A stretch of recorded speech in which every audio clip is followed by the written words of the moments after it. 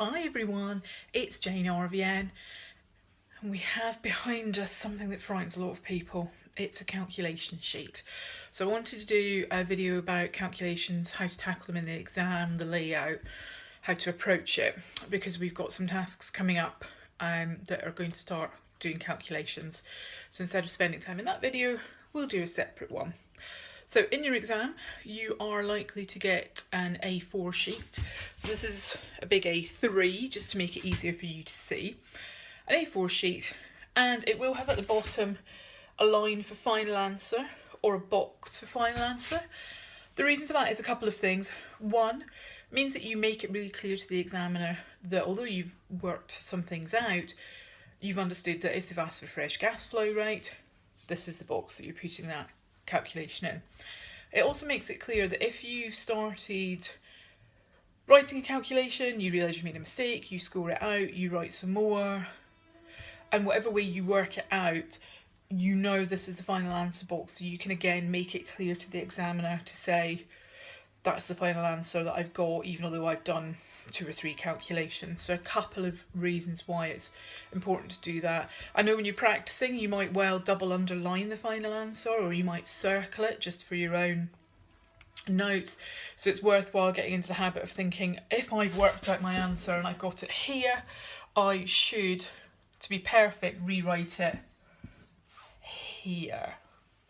So let's carry on with some plans for how you're going to do this in the exam. When you get into the exam, a couple of things for your calculations.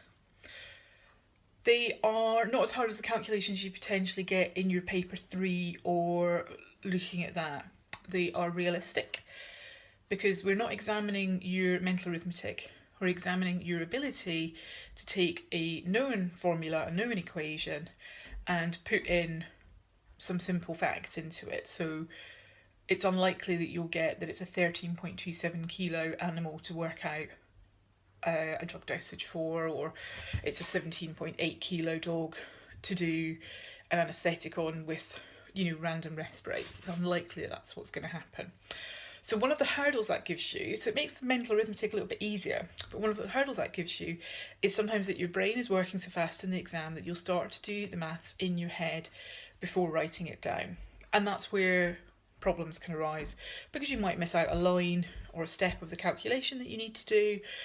So my foolproof way of doing it is, if you are able and you are worried about your calculations, do the calculation first.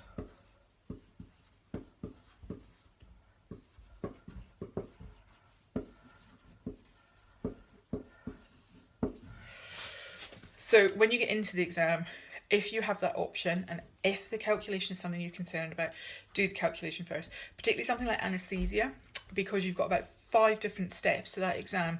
And when you get the 2-minute warning, if you feel you've got to go back and do that, you'll probably do that at 2 minutes.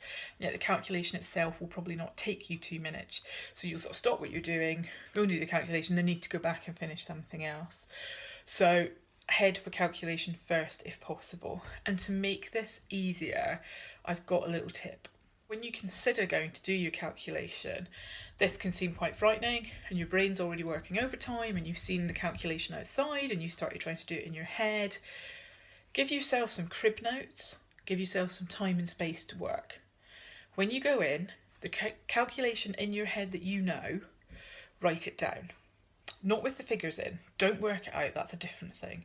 Write it down. So if I was going into the anaesthesia exam, I would have read my task, I would go in, and in a corner of one of the bits of paper that you get, I would write down what I've got here. So I've got my tidal volume, which we know is 10 or 15 times body weight, and you are going to be told whether it's 10 or 15, because we know that different books say different things, and the point of the calculation in an exam like this is not to try and trip you up, it is to try and help you.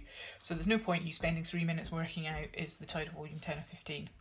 It is going to tell you.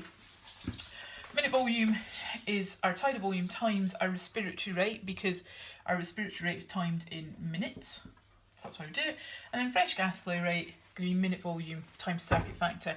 And I would, if I was worried about remembering my circuit factors, I would do a little list of my circuit factors in there, either whichever I try to memorise them as, or whichever ones they've got sitting in there, because then you know they're the ones that they're going to be asking you about.